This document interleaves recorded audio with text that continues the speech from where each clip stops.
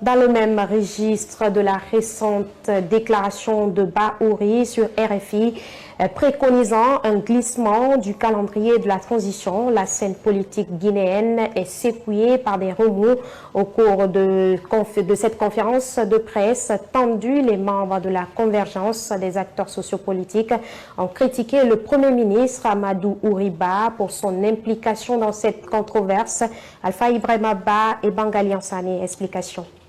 La récente déclaration de Bahouri sur les ondes du Radio France Internationale prônant un glissement du calendrier de la transition a suscité des remous dans la cité ces derniers jours. Lors d'une conférence de presse consacrée à cette sortie fracassante, ce membre de la convergence des acteurs sociopolitiques charge le Premier ministre Amadou Ouriba. Il n'y a d'autre mépris que de vouloir créer le chaos et des troubles sociaux dans ce pays.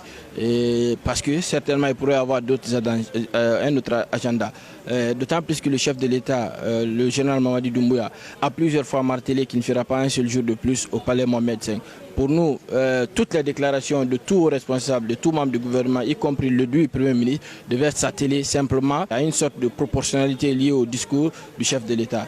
Mais aujourd'hui, c'est quelqu'un qui est allé au-delà du discours du chef de l'État. Selon cet acteur politique, la clé réside dans la volonté et le travail acharné sur le terrain. Il est convaincu que les 24 mois sont tout à fait gérables et que les élections peuvent être organisées dans ce laps de temps. S'il y a une bonne volonté, on peut bien respecter le chronogramme de la transition. En 3, 6, 7, 8 mois, on peut organiser des élections. La preuve, la volonté, il suffit de nommer aujourd'hui un coordinateur du PNRAVEC, mais il refuse catégoriquement de nommer le coordinateur du PNRAVEC qui est chargé de mettre en œuvre la politique du PNRAVEC dans laquelle sera issu le fichier électoral pour nous permettre d'aller aux élections. Mais aujourd'hui, tout le monde ferme les yeux dessus, personne n'en parle, alors que le problème fondamental est là. C'est pourquoi nous avons interpellé le peuple de Guinée, les partenaires bi et multilatéraux, pour dire que nous, notre engagement ne tient qu'à la date du 31 décembre 2024. Passé ce délai, la convergence ne reconnaîtra aucune institution issue du coup d'État du 5 septembre 2021. À la clôture de cette conférence de la convergence des acteurs sociopolitiques